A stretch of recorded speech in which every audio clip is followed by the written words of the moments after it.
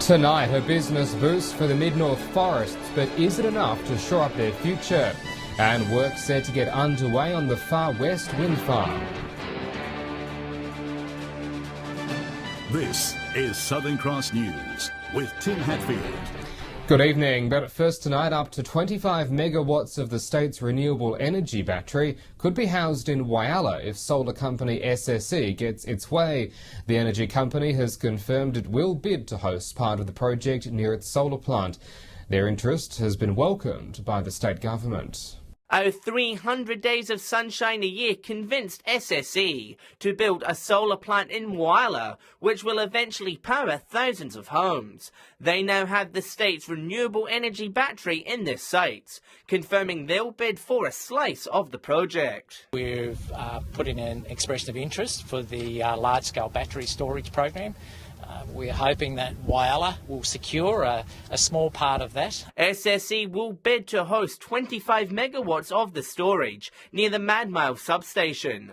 Mr Gillam says Whyalla has all the necessary connections to land and the electricity grid to be a success. We know Whyalla, so we're saying, look, we'll handle the Whyalla area. We already have the land and the connections available. Member for Giles, Eddie Hughes, is backing the bid, but says how the battery will work is yet to be decided. There are some arguments that no, it would be better off distributed. It might be 25 megawatts in one place, 50 in another 25 in another. So that's all got to be explored. Mr Hughes says the competition to build the battery is competitive and SSE will have to work hard to secure a deal. He says one advantage their bid has is the low cost of their plan, which he says could tip the scales in their favour. The capital outlay on the part of the state government would be minimal. Might in fact be no upfront outlay. John Hunt, Southern Cross News. To court now, and prosecution has dropped the case against Port Augusta resident Daniel Amato, who was charged with allegedly assaulting Council's CEO John Banks.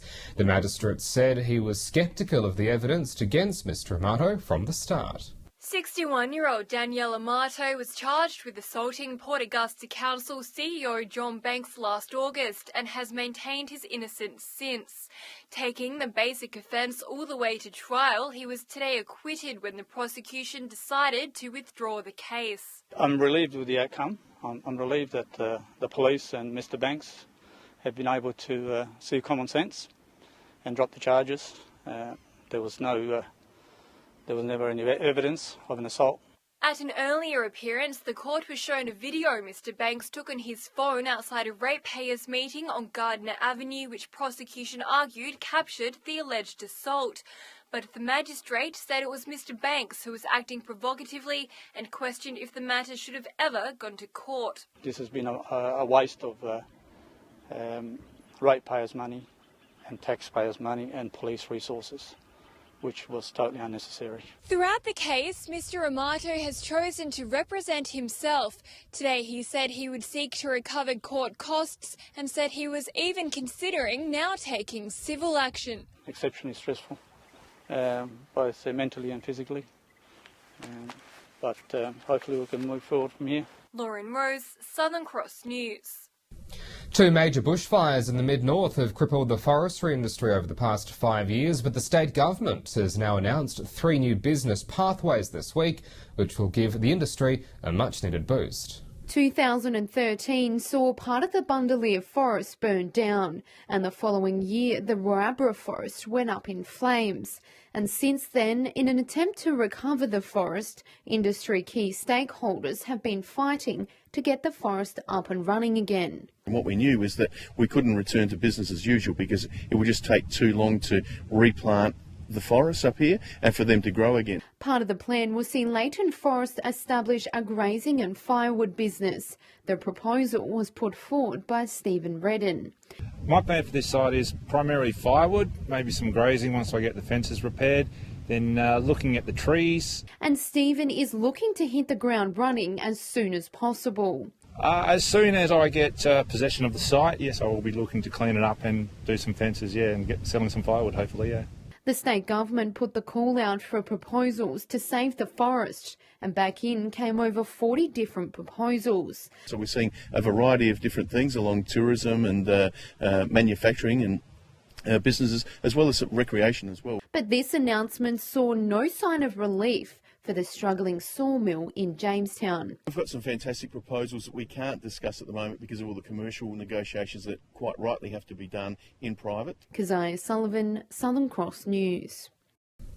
Broken Hill Council is looking at ways to improve parking in the city's CBD with an extensive review soon to be conducted.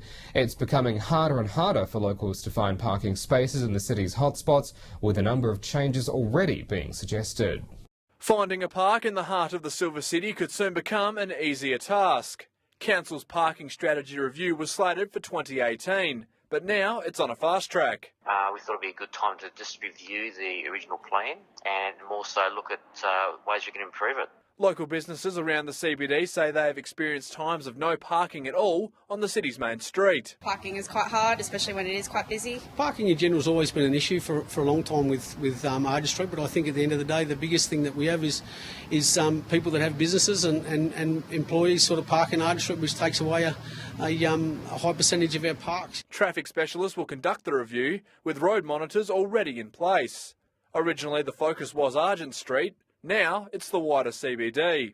Number plate recognition software and timed parking zones are some of the ideas in the works. So again, we've given an opportunity just to go back out to the community, talk to them, talk to the service providers, the taxi, the buses and so on, and just see if we can improve that original plan. Consultation sessions will be held with businesses in May to gather further feedback for use in the review process. The review is expected to be completed in June and go before the City's Council meeting in July. Patrick Reinke, Southern Cross News. Whyalla police are investigating a break-in at a Whyalla business in which several gold moulds were stolen. Between 12:30 and 1 a.m. on Monday, a person has entered a workshop on Jacob Street in Whyalla. 5 platinum gold moulds and 3 crucible gold cups were stolen. The items are believed to be of significant value and are likely to end up in the hands of gold and platinum merchants. Anyone who is presented with them or knows more information should contact Crime Stoppers. Well, stay with us. Still to come in tonight's local news. Work set to get underway on the Far West wind farms. The latest on the major power project just outside Broken Hill. The details ahead.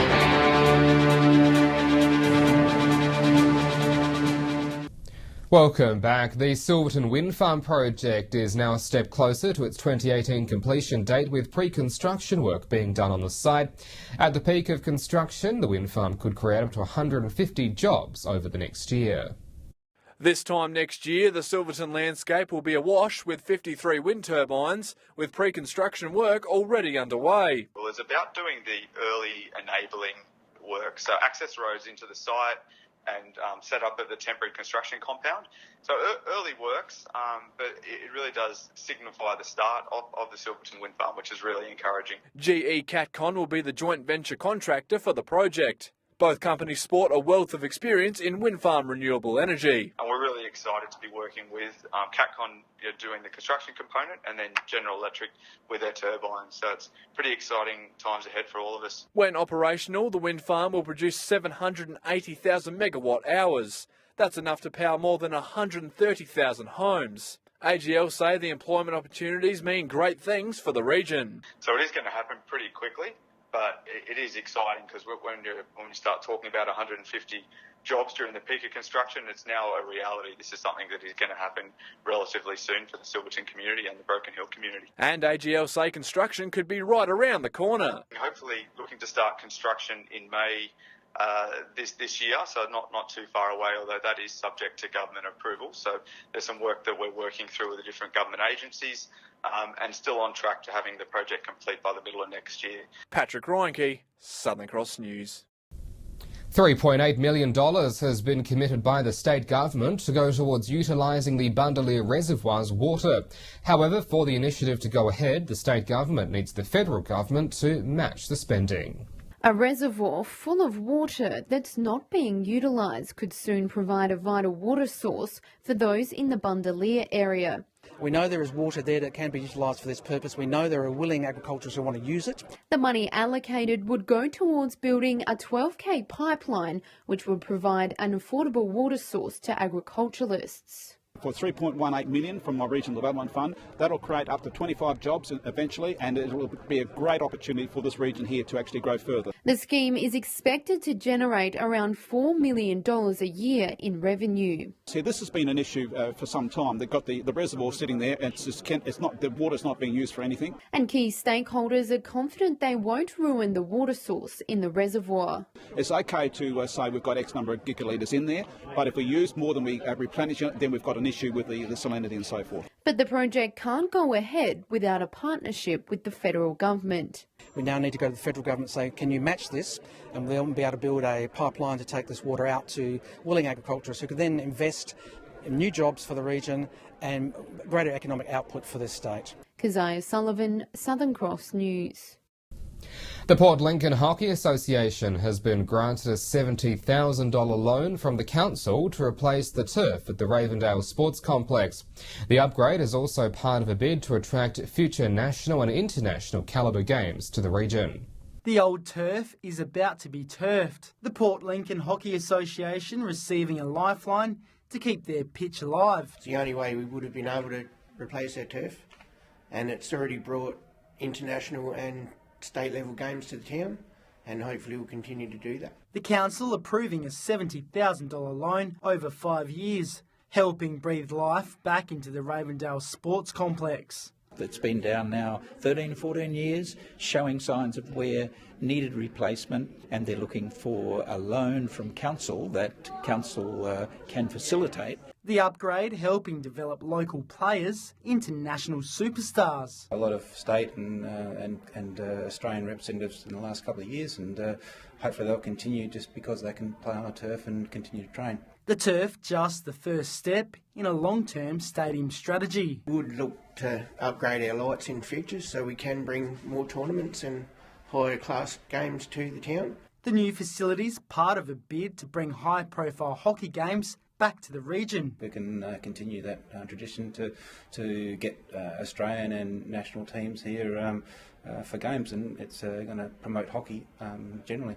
Jason Kemp, Southern Cross News. Well, stay with us when we return after the break, getting set to strut their stuff on the catwalk for a very special fashion show. The details ahead.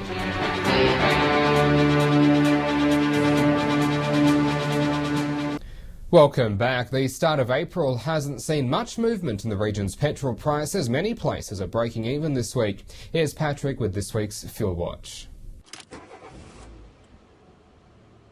Yes, majority of the city centres are even Steven this week. Port Augusta is the only one in the Spencer Gulf to see a change in unleaded. They have ticked down a full 2 cents and now join Port Pirie on $1.25 a litre. Whyalla remains on $1.29, Port Lincoln is 1 cent cheaper, Broken Hill 1 cent cheaper than that. Adelaide continues to fluctuate, their prices dropped by 10 and is now at a very cheap at $1.15. And turning over to diesel now, and we see Port Pirie on $1.26, with Port Augusta joining them after seeing a 1 cent rise. Whyalla has also gone up just a tad. Port Lincoln is breaking even and still enjoying a cheap price, while here in the Silver City we're now down to $1.31. Adelaide rounds out the board, seeing no movement and staying on $1.22. Now remember, these prices are the regional averages and they do not reflect any one particular outlet. If you happen to find a spot that does sell it for cheaper, be sure to let us know on our Facebook page. Tim. Thanks, Pat. A garden designed specifically for inquisitive kids has opened its gates in Port Augusta. The Arid Explorers Children's Garden sits within the town's iconic botanic gardens and is an outdoor play space and classroom all in one. The Arid Lands Botanic Garden has a new space just for kids. We have a beautiful sand pit, not of white sand like the beach, it's red sand as you would find in our arid zone deserts. We also have bridges and dry creek beds where the kids can play. Keeping in theme of the Arid Lands, the Arid Explorers Children's Garden is filled with the most beautiful low rainfall plants Australia has to offer. This shelter will act as an outdoor classroom for school excursions and holiday events and could even host birthday parties. We'll be able to bring in people that can teach the younger generation about the environment, whether it be plants, birds, reptiles, mammals, from the arid zone. The total cost of the new garden was around $100,000, with the majority of that coming from Brian's volunteer group. It's something that's been in the making for approximately 18 months, with about 9 months of extremely hard work by the friends and the staff. The spend is said to boost visitor numbers to an already popular attraction. Last year alone, more than 90,000 people made a trip to the Arid Lands. It's already a hit with kids and kids at heart. Here, it's theirs. They can explore it, they can pick it up, they can put it back down, they can pick up new skills. I think it's a brilliant idea. The garden will host a bilby egg hunt on Easter Sunday. Lauren Rose, Southern Cross News. A number of local Whyalla acts have been confirmed for the Unearth Festival next week, with a local lad spearheading the hometown talent.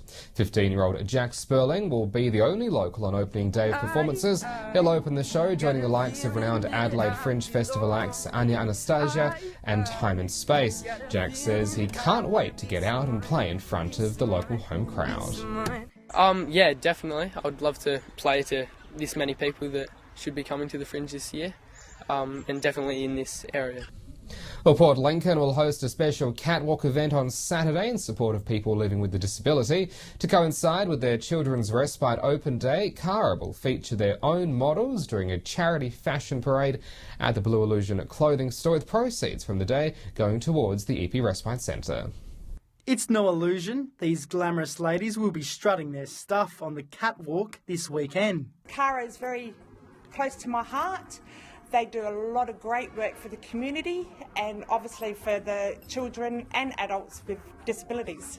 Cara is one of Australia's leading disability service providers, supporting those who need it most and giving everyone a chance to live a full life. It is really, really special. The girls that are doing the parade with me have been having lots and lots of fun. Blue Illusion happy to host the fashion event, handing over the floor to all those involved. They have been in a few times this week, trying on the clothes.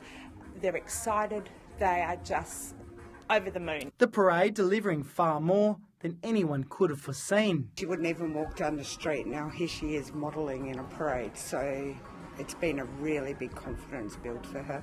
The takings from the special day will be donated to those living with disability. 15% of all the sales on Saturday is going to go to Cara, so it's going to help each child. It'll be able to buy the kids at Respite new equipment, new stuff for day options program. Saturday's show is expected to be a full house and could potentially be one of 3 events yearly. But for now, practice is underway to nail that runway walk. I am. I'm looking hugely forward to it, so are the girls. Jason Kemp, Southern Cross News.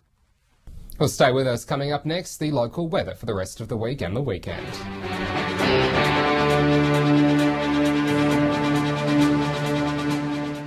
Welcome back. Time for the weather now. And today another sunny day, not too bad at all, with 29 degrees in Port Augusta and 28 in Whyalla. Port Lincoln today 23, Port Pirie 29 as well. Broken Hill today a top of 26. On the national satellite image, just a bit of light cloud for now, but a band coming in from the southwest is due to bring a change. Out on the Gulf waters, the winds to 10 knots and variable. The seas below a metre in southwesterly. Sunrise is just after 6:30. So much more of the same into tomorrow. A sunny 30 in Port Augusta and 29 in Whyalla, Port Pirie 31 degrees and 28 for Port Lincoln, Broken Hill fine on 27. And then looking ahead, Friday and Saturday fine for most parts, 29 and 25 in Port Lincoln, possible showers though on Sunday. Similar for Cleve, 29 and 28, Woodner 32 then 29 as we roll into the weekend. 30 then 32 for Whyalla, Port Augusta 31 then 33, 30 and then 31 in Kadina. Port Pirie with 31 on Friday, then 33 degrees on Saturday, Clare 28 then 30, and much the same over in Broken Hill as well. And that is your local news for this evening. Don't forget, as always, you can stay up to date with us on Facebook and on Twitter. You can also get in touch via email, and you can catch past programs on our YouTube page. We'll see you back here tomorrow night from 6:30. I'm Tim Hatfield from the team here at Southern Cross News. Enjoy your evening. Good night.